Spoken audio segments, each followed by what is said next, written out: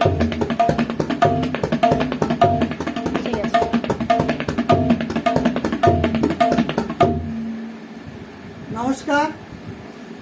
আশা করি আপনারা সকলে ভালো আছেন। যারা সঙ্গীত অনুরাগী তারা জপতাল সম্পর্কে কম বেশি কিছু না কিছু অবগত আছেন। জপতাল উত্তর ভারতীয় একটি তাল। এই তালটির মাত্রাভেদে 3 প্রকার। রবীন্দ্রনাথ তার গানে এই 3 প্রকার জপতালের সবগুলি ব্যবহার করেছেন। এই প্রকার 3টি হল: 1 নম্বর জট 8 মাত্রা, 2 নম্বর জট 14 মাত্রা, 3 নম্বর জট 16 মাত্রা। আজ আমি 8 মাত্রার জপতাল প্রসঙ্গে আলোচনা করব। 8 মাত্রার জপতালে মোট মাত্রা 8টি, বিভাগ 4টি, ছন্দ সমপদী। কারণ 4টি বিভাগ, প্রত্যেক বিভাগে 2টি করে মাত্রা, 2 2 2 2 ছন্দ, 3টে তালি, 1টা খালি। আর তালি 3টা প্রথম মাত্রায়, তৃতীয় মাত্রায় আর সপ্তম মাত্রায় এই 3টে তালি, আর খালি পঞ্চম মাত্রায়। এটা সাধারণত টপ পাঙ্গের গানে ব্যবহৃত হয়। তাহলে এখন আমরা দেখি ঠেকাটা কেমন হবে।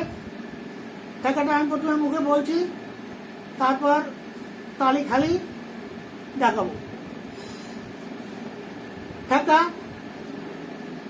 ধা ধিন, ধা ধা তিন, তা তিন, ধা ধা ধিন। তাহলে আমি তালি এবং খালি দেখাচ্ছি।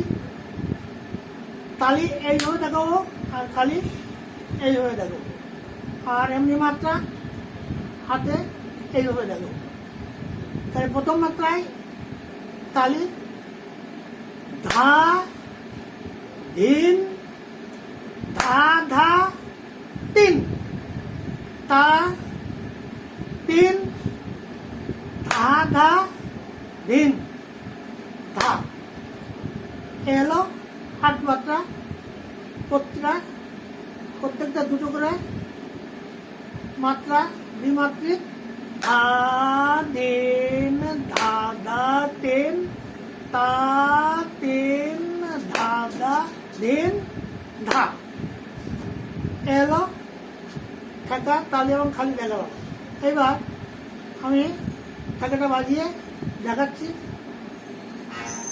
ধা তিন, ধা ধা তিন, তা তিন, ধা ধা তিন, ধা তিন, ধা ধা তিন, তা তিন, ধা ধা তিন, তা তিন, ধা ধা তিন, তা তিন, ধা ধা তিন, ধা তিন, ধা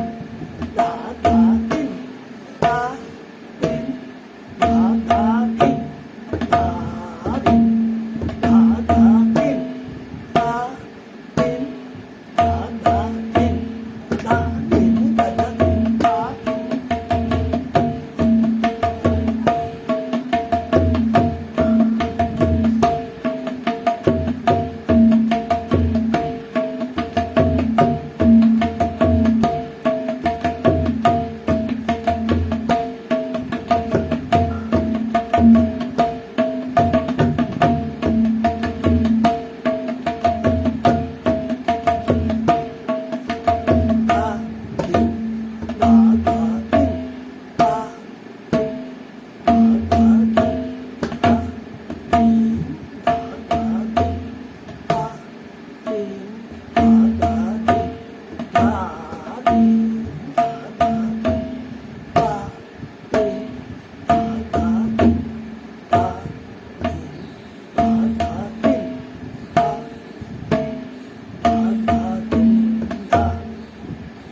টাকা। এইভাবে ধীরে ধীরে টাকাটা হাতে ওঠাতে হবে বাজিয়ে, তারপর ডবল মাত্রা গেলে ওই ওই 8 মাত্রা দিয়ে ডবল মাত্রা গেলে 2বার বাজবে, তাহলে 4 4 8 মাত্রা হয়ে যাবে। তাহলে আজ এই পর্যন্ত। যদি আপনাদের টাকাটা ভালো লেগে থাকে, আশা করি আপনারা লাইক, শেয়ার, কমেন্ট এবং সাবস্ক্রাইব করবেন। ধন্যবাদ।